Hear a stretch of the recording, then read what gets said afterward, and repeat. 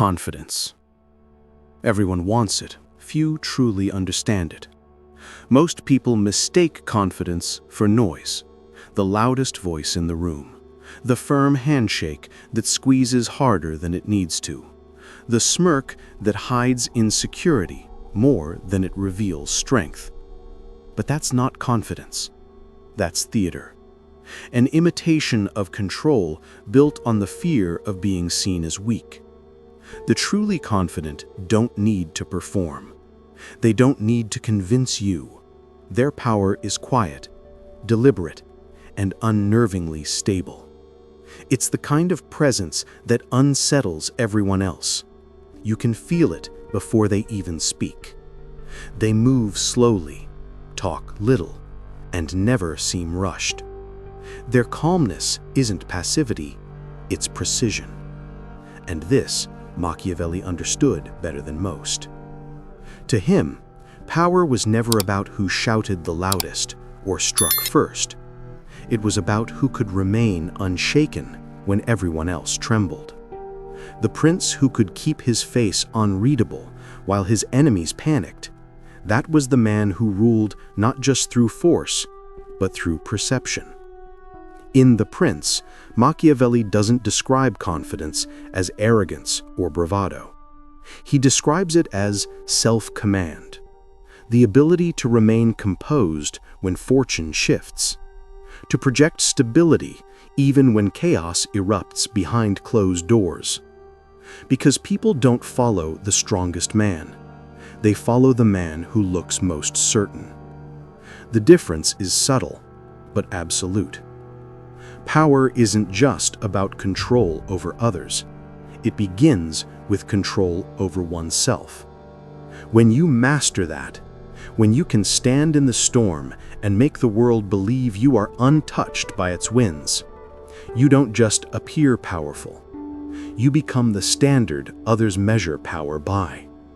That, Machiavelli would argue, is the most powerful trait of the truly confident.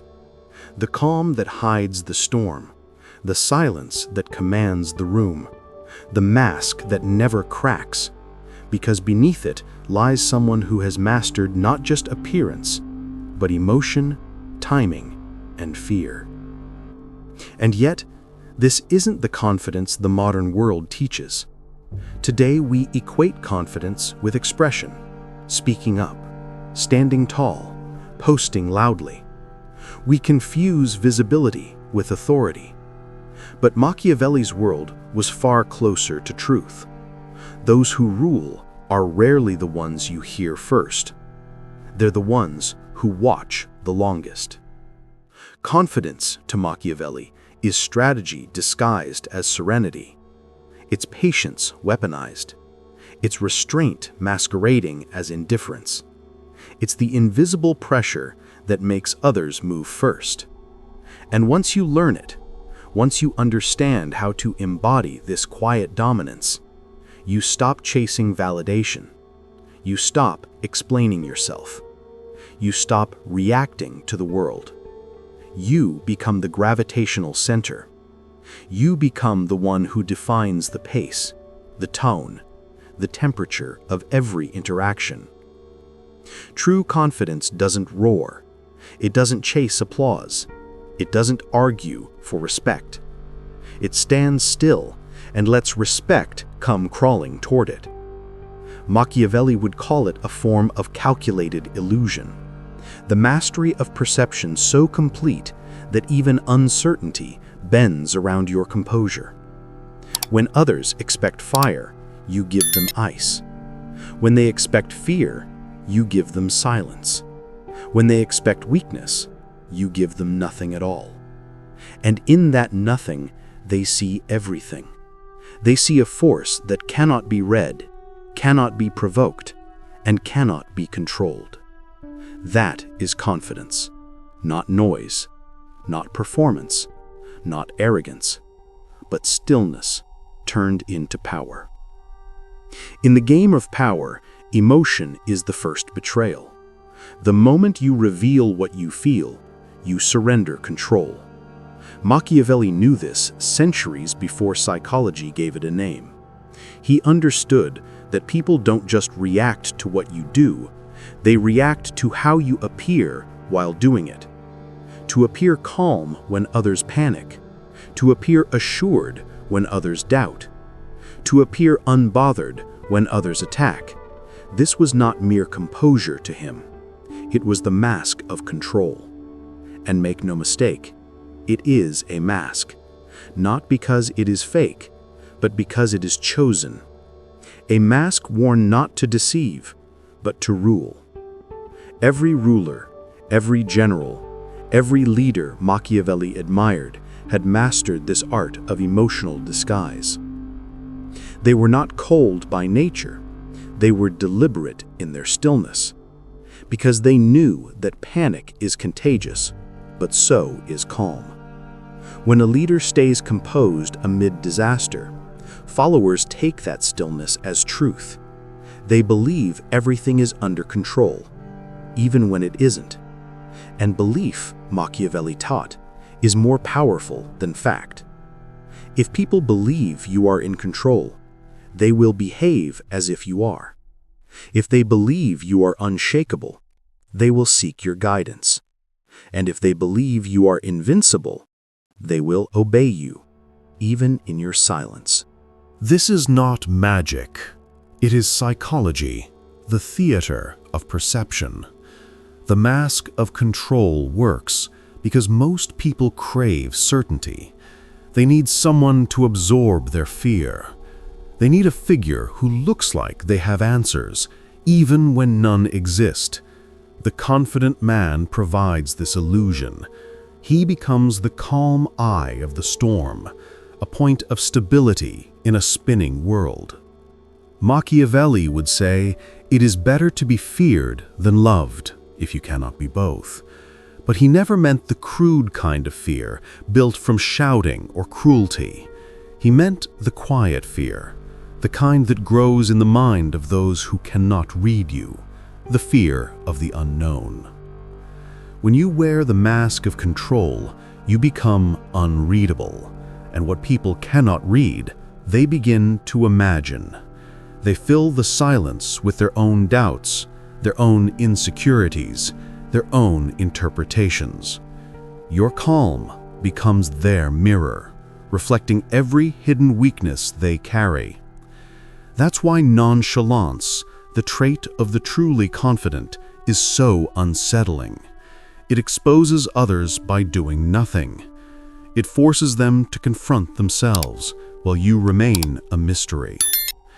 In Machiavelli's world, rulers survived by mastering appearances.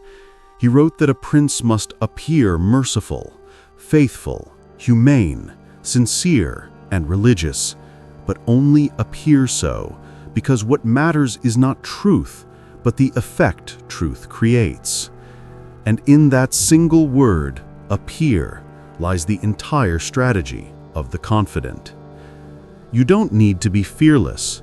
You need to appear as if you are. You don't need to feel calm. You need to appear unshaken. You don't need to have power in every moment. You need to look as if you never lost it. This appearance bends reality. People react to perception, not proof. They follow what they can see, not what they can't. And the one who looks composed while others flail is mistaken for the one who has control. That is the first illusion of power and the foundation of true confidence. When Machiavelli observed princes, he saw that their calmness wasn't natural temperament, it was strategy.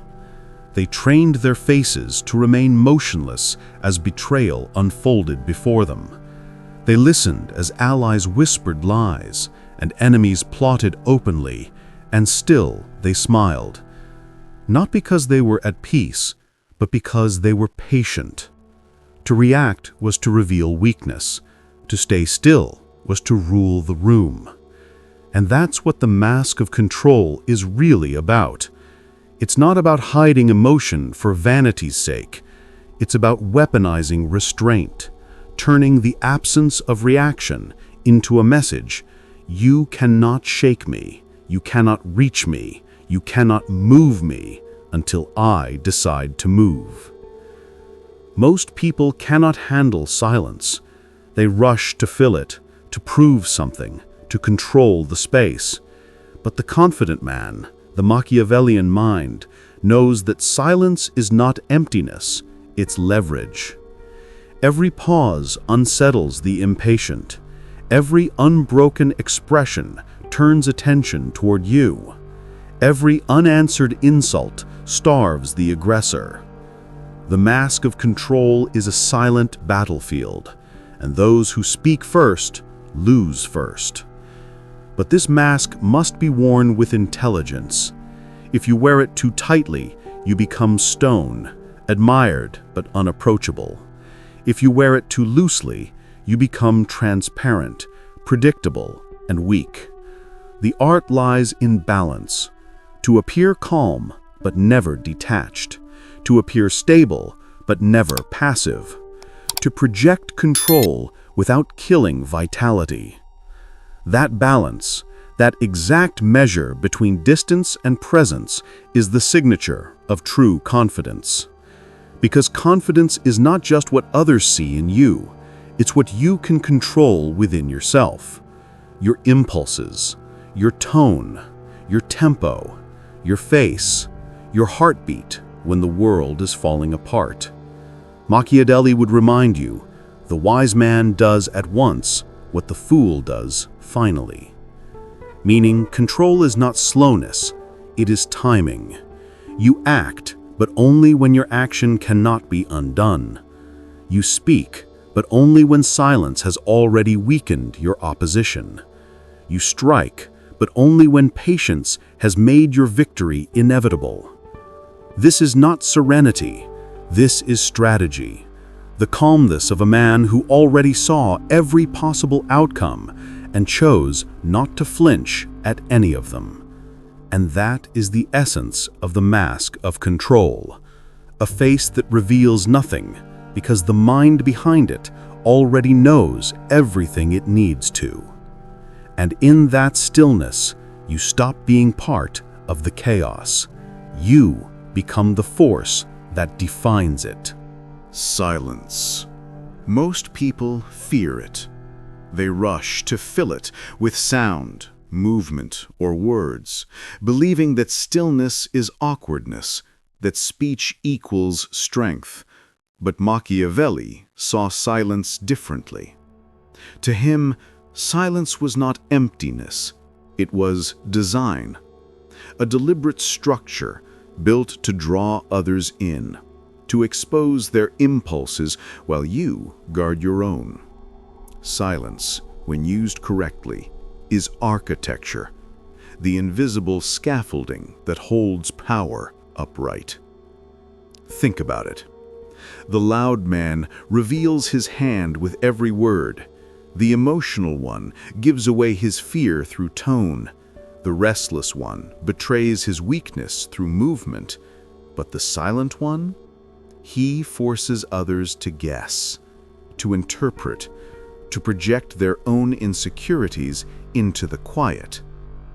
Machiavelli understood that the human mind cannot stand uncertainty. We crave feedback, reactions, affirmations, validation. When those are withheld, we start to create them in our own imagination. We fill the void with fears and fantasies. That's the power of silence. It turns the minds of others into echo chambers of their own doubt. The truly confident man knows this instinctively. He does not rush to defend himself. He does not over-explain. He does not clarify unless clarity serves him. He lets the world interpret because every interpretation works in his favor. If they think he is calm, he becomes a mystery. If they think he is planning something, they act with caution. If they think he is arrogant, they reveal their resentment. Silence extracts truth from others while revealing none of your own. Machiavelli would say, "It is not necessary for a prince to have all the virtuous qualities. but it is very necessary to appear to have them. Silence allows that appearance to exist without contradiction, because silence can be anything people need it to be: a mask of wisdom, a signal of confidence, a warning of hidden strength. That is the architecture. You build it by speaking less, by moving slower, by refusing to give immediate reactions. Every pause becomes a pillar. Every unspoken thought becomes a wall. Every glance, if placed carefully, becomes a window into mystery. And here's the paradox. The less you reveal, the more people think you hold. They start to attribute intelligence, depth, and strategy to your silence.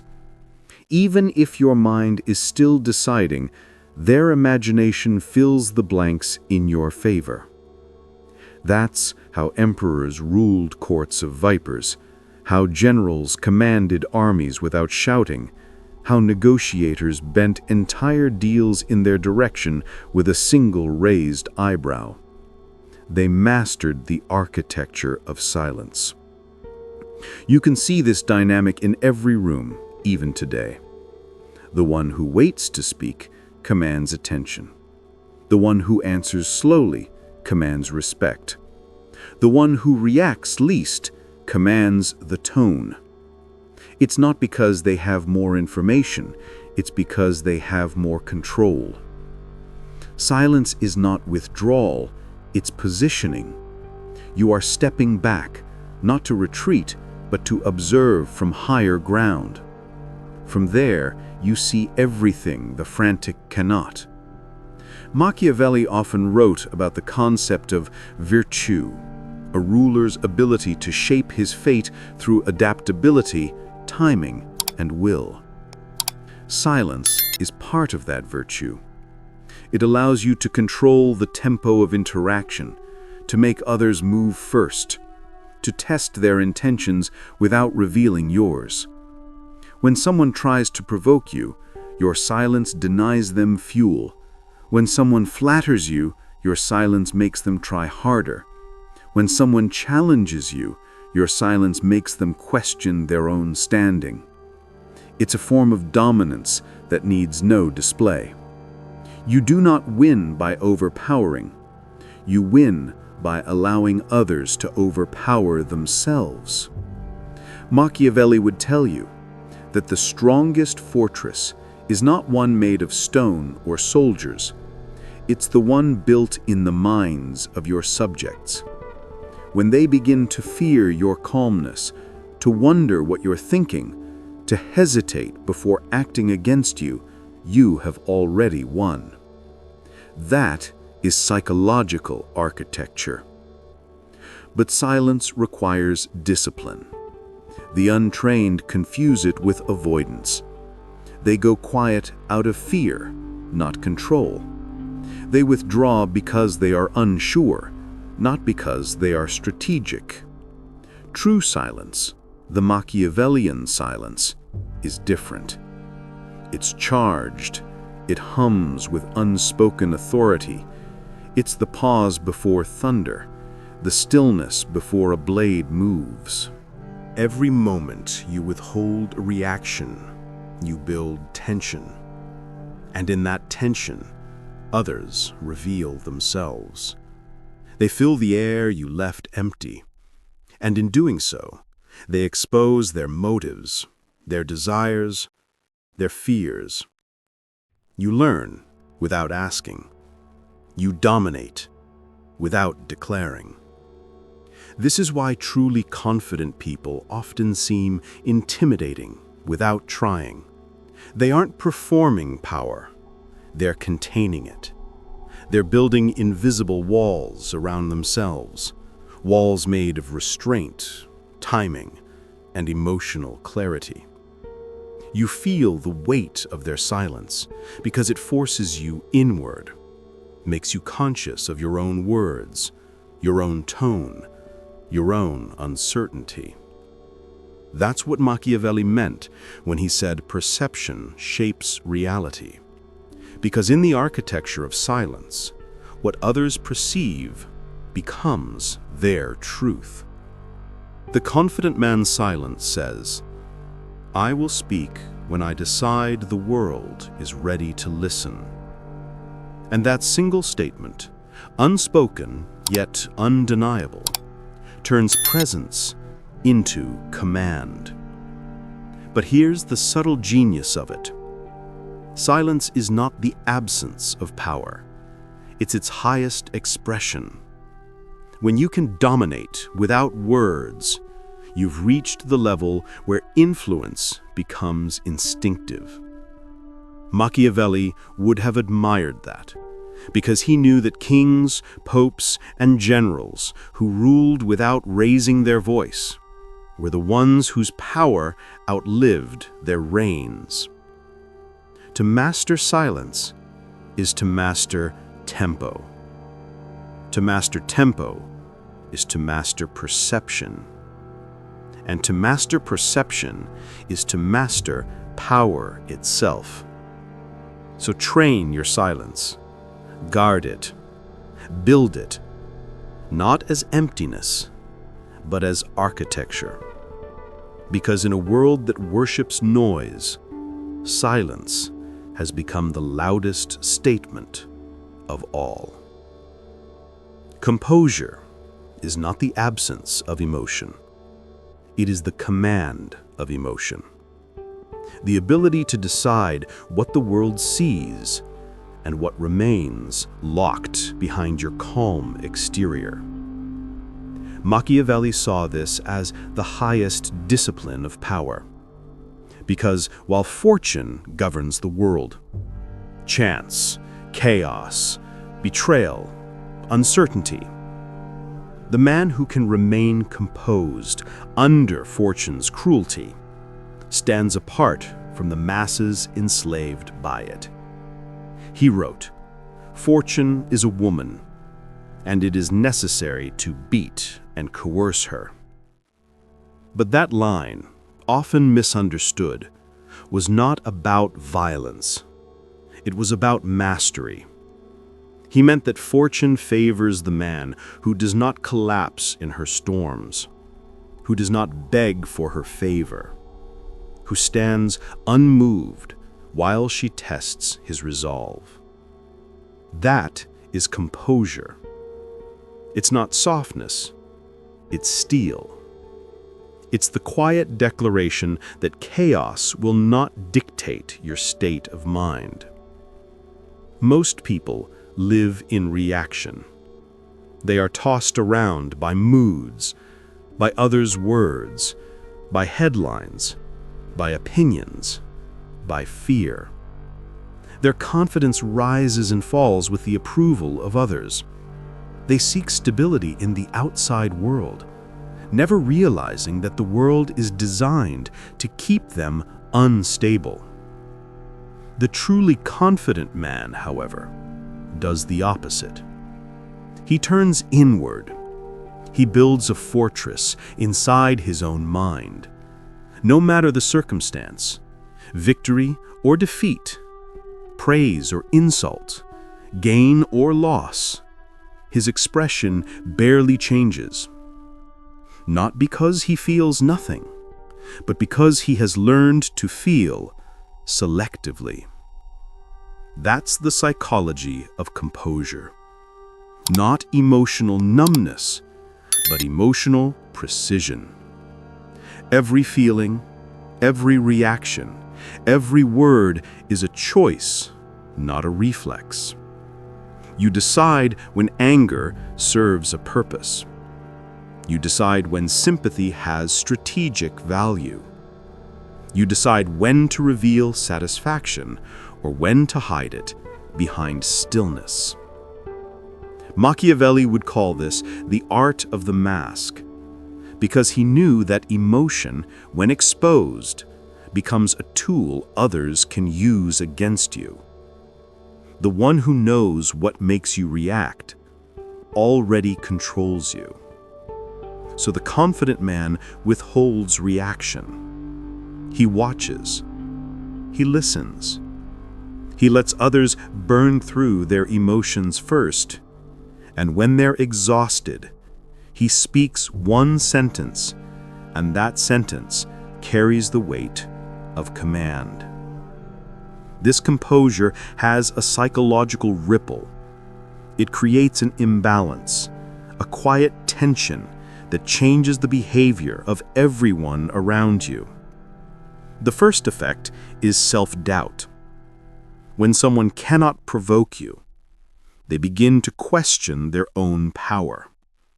They wonder if they misjudged your strength, if you know something they don't, if perhaps you are untouchable. This uncertainty multiplies faster than any threat. The second effect is respect. Humans are wired to associate calmness with competence. In a crisis, the one who does not panic becomes the anchor for everyone else. Even enemies begin to hesitate before confronting you, because composure suggests control, and control suggests superiority. The third effect is dependence. Those who cannot stay calm gravitate toward those who can. Your stillness becomes their stability. Without realizing it, they begin to seek your approval, your pace, your emotional permission. And the moment that happens, you stop chasing influence. Influence starts chasing you. Machiavelli observed this phenomenon in rulers and generals alike. When a prince displayed composure during a revolt, his subjects often calmed themselves. They mistook his control for certainty, and that perception became reality. He didn't need to promise stability. He only needed to look stable. Perception shapes behavior. Behavior shapes outcome. And outcome reinforces perception. That is the psychological cycle of power. The fourth effect of composure is disorientation. Manipulators thrive on emotional responses. They test your boundaries through provocation. They insult to make you defend yourself. They flatter to make you reveal your vanity. But when you remain unmoved, their script collapses. They can't find a rhythm because you refuse to play your part. And in that confusion, they start revealing their intentions too early. You see their weakness before they see yours.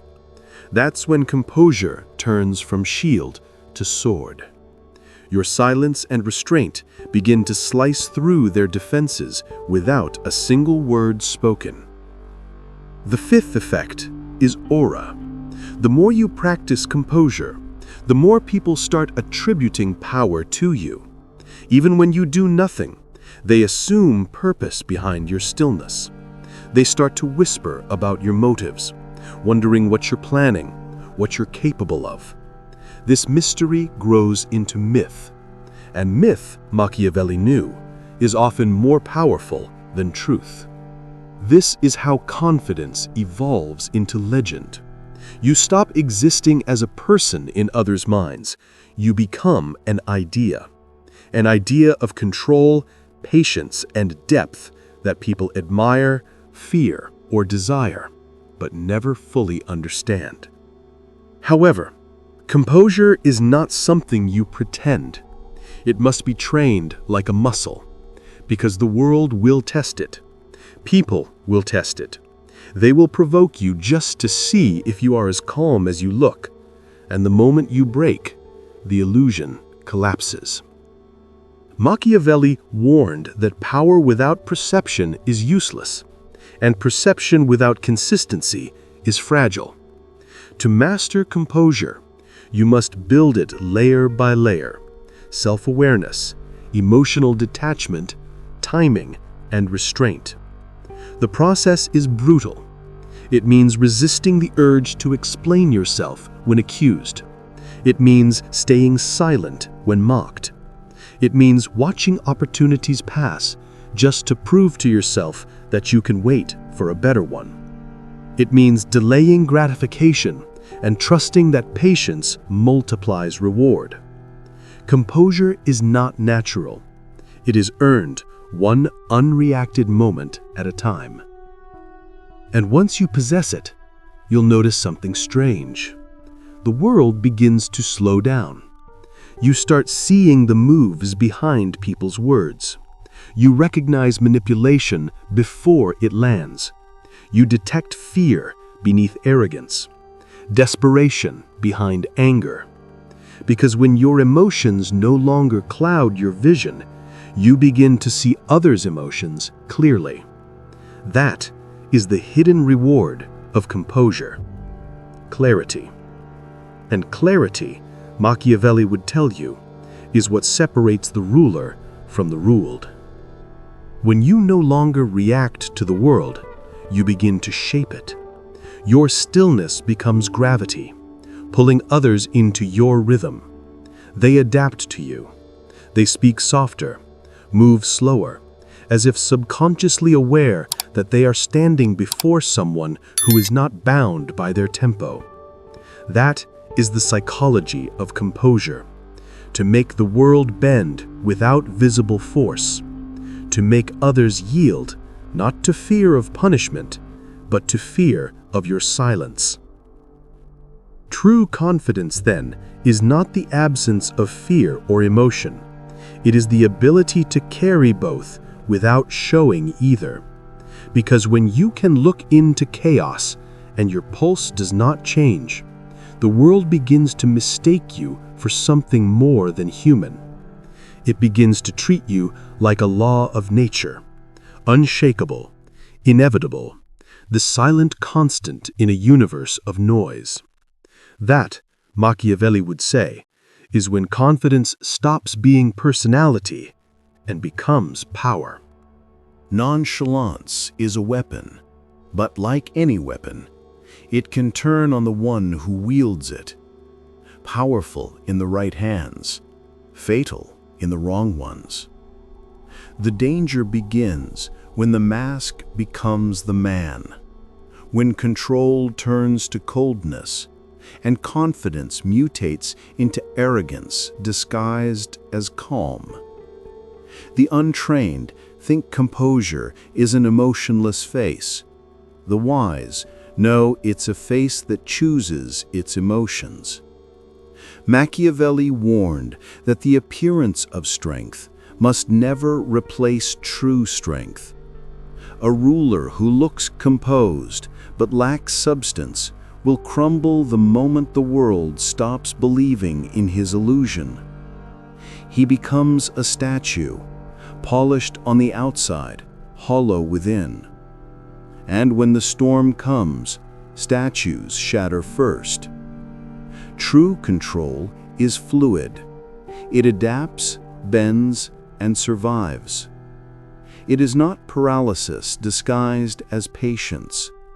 The greatest mistake of the would-be confident is mistaking silence for strategy.